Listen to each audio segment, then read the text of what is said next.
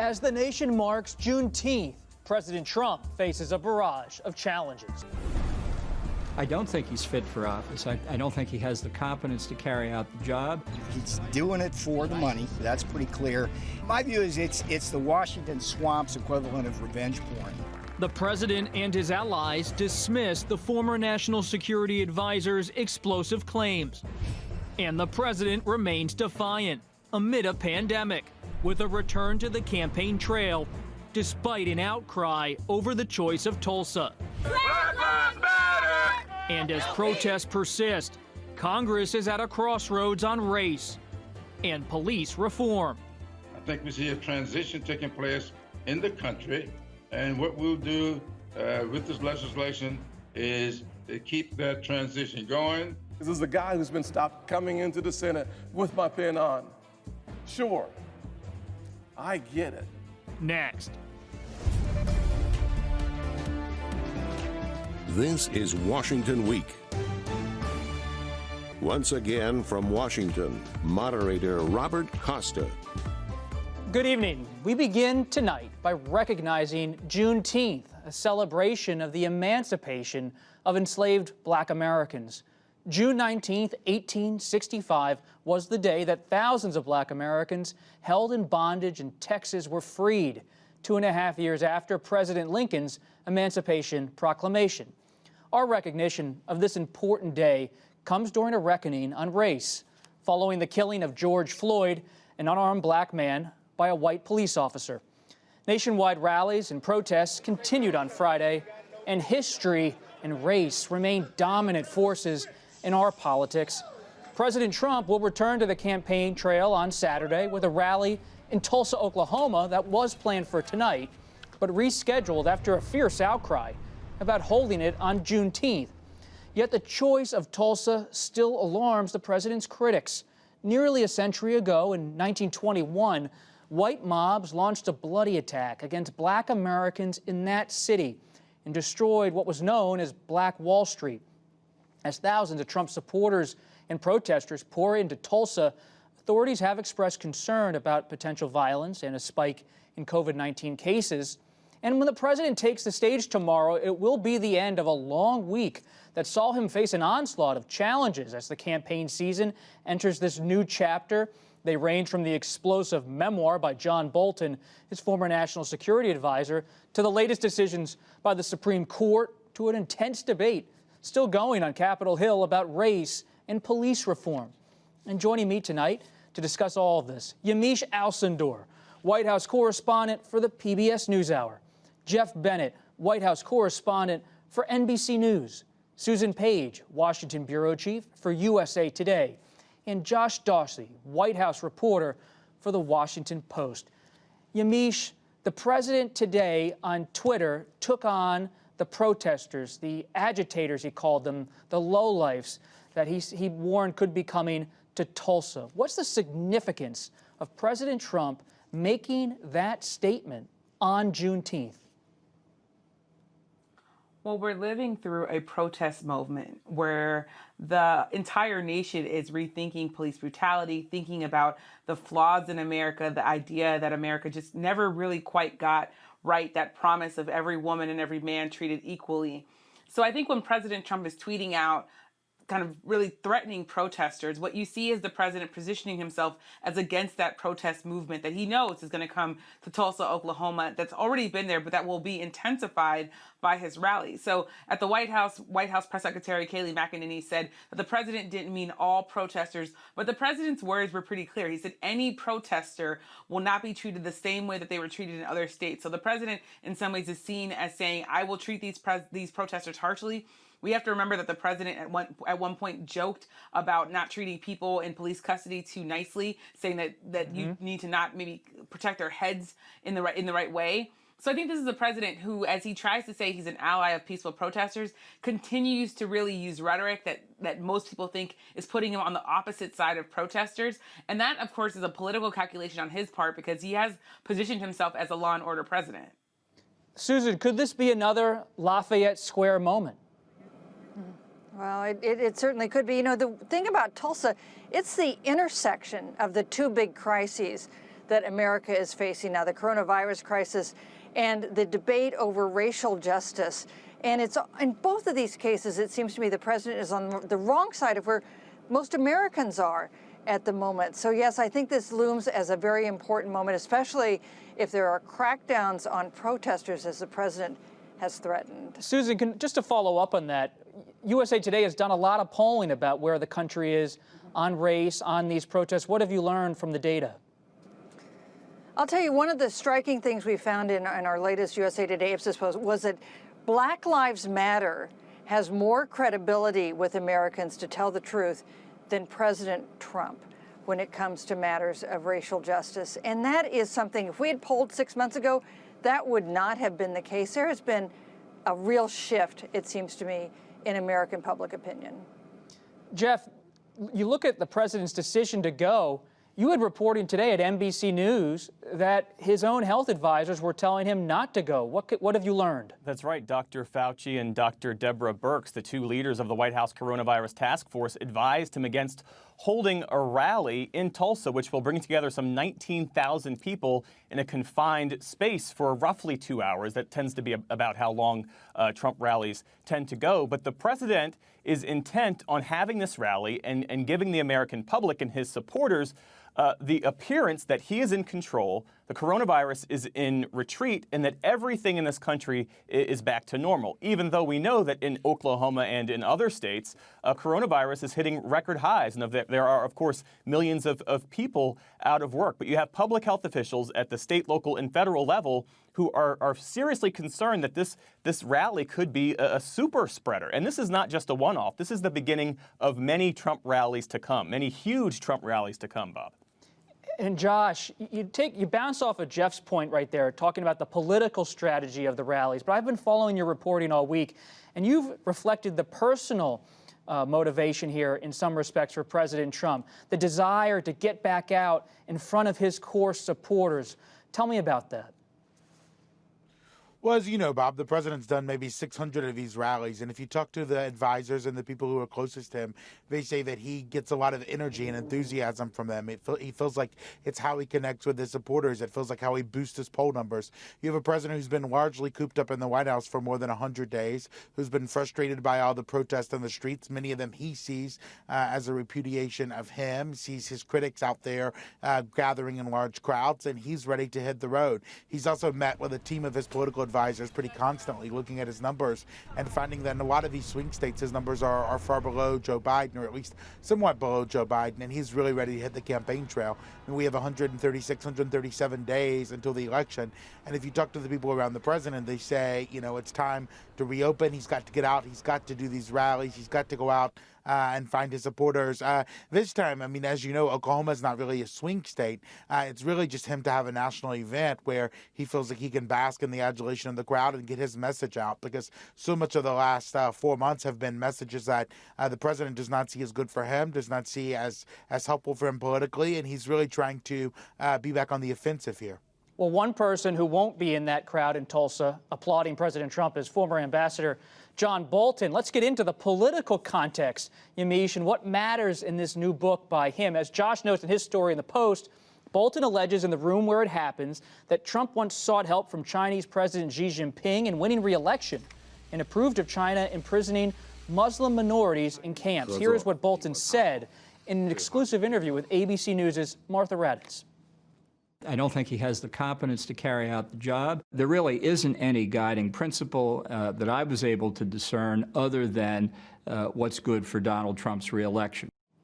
Yamiche, the Democrats in the House have already impeached President Trump. What's their next move?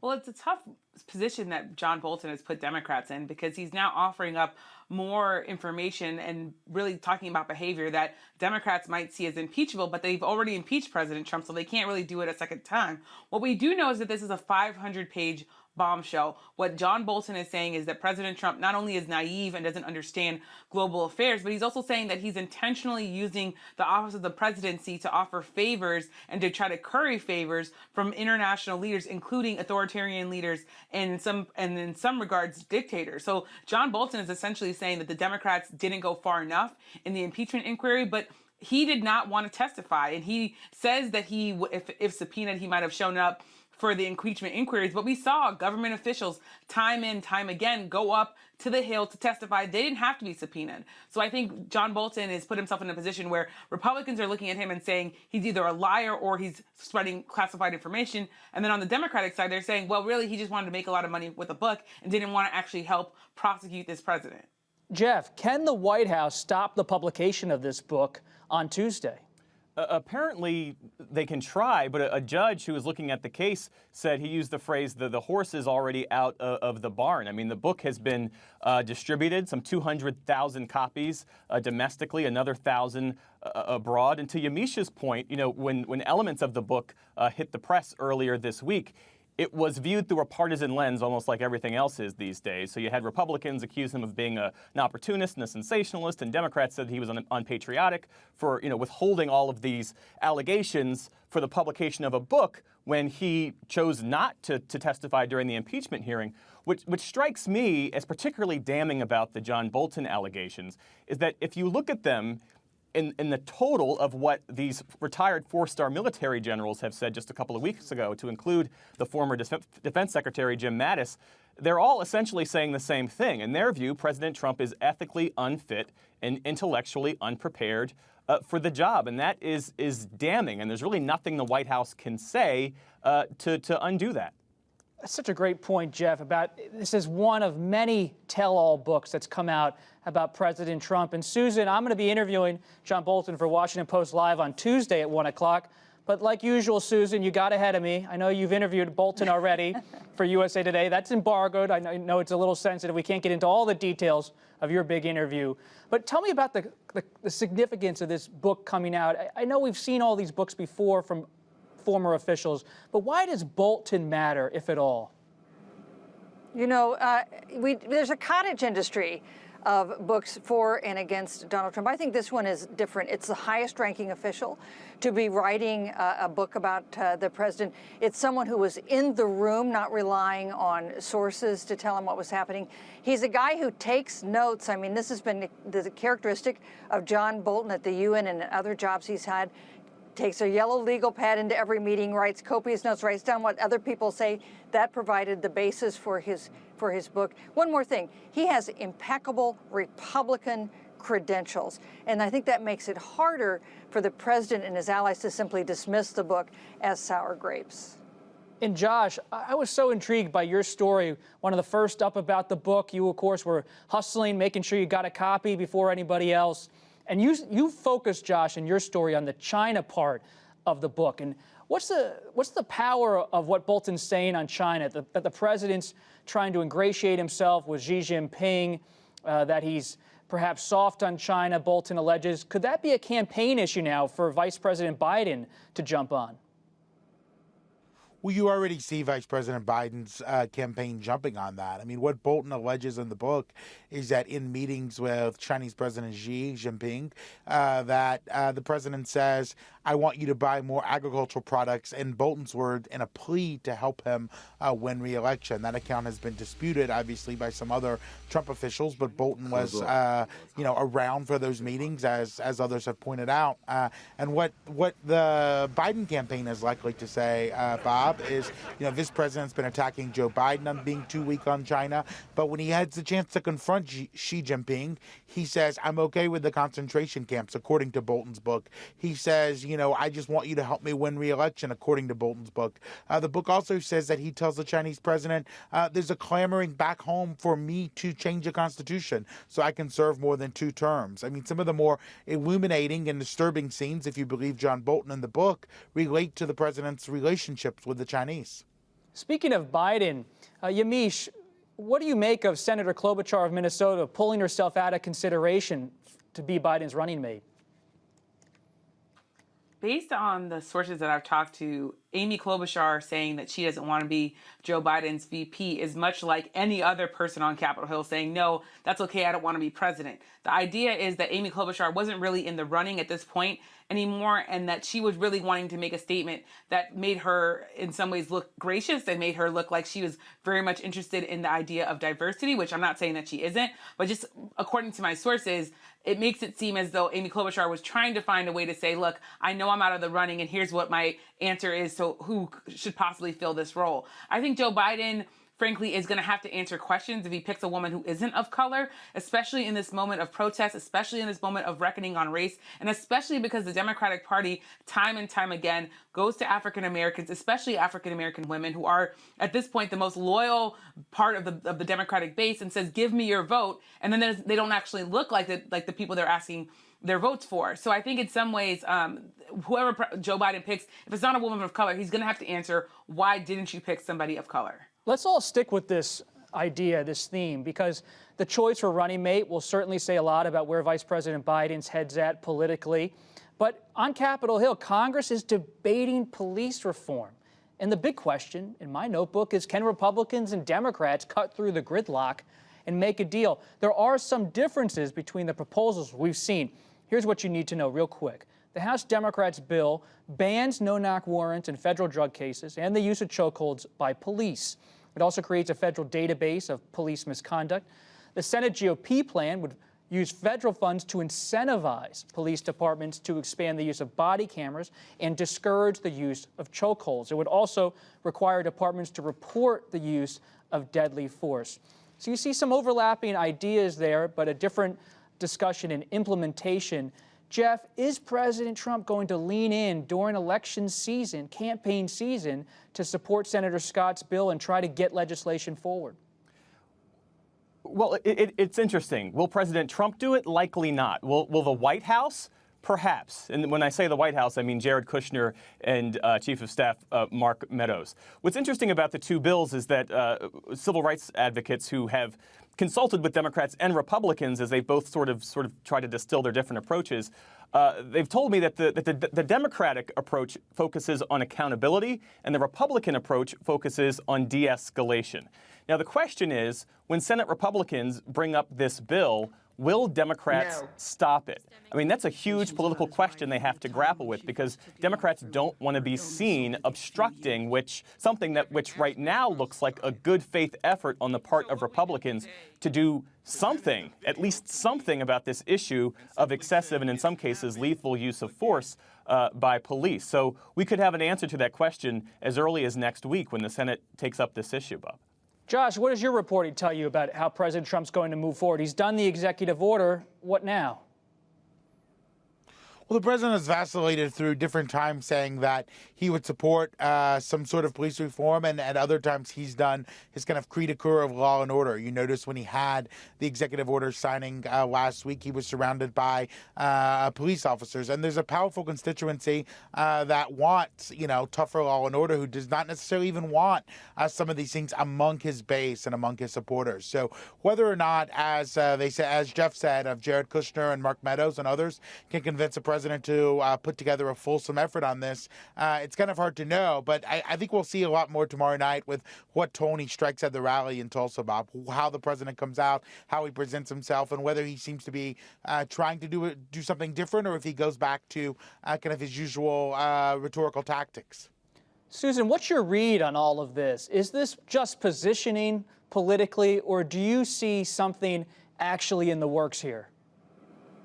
Mike, here's the question in my mind. Is this like gun control? After Sandy Hook and Parkland, those terrible tragedies, there was real impetus to have some gun legislation, which did not work out. Gridlock is always the safe bet in Washington, but maybe there's something else going on here. You don't have to look at the polls to know that there is a lot of impetus in districts and states across the country on police reform. You just have to look at what politicians in Washington are doing. The decision by Mitch McConnell, the Senate Majority Leader, to schedule the consideration of Tim Scott's bill next week is a real shift on his part. It's a sign that that Republicans are feeling the heat on this. So I think it is possible, not likely maybe, but possible, there's actually bipartisan action in an election year. That'd be a remarkable thing. Yamiche, you spoke with some of the family members of those who have been affected directly by police brutality. Do they feel involved enough in these discussions? The families that I talked to who sat with President Trump for about an hour say that the president, while he seemed sympathetic to their stories, which of course include people being killed by the police on camera, people dying mysteriously in prisons, the president listened to those stories intently, but they feel like the president's executive order didn't go far enough.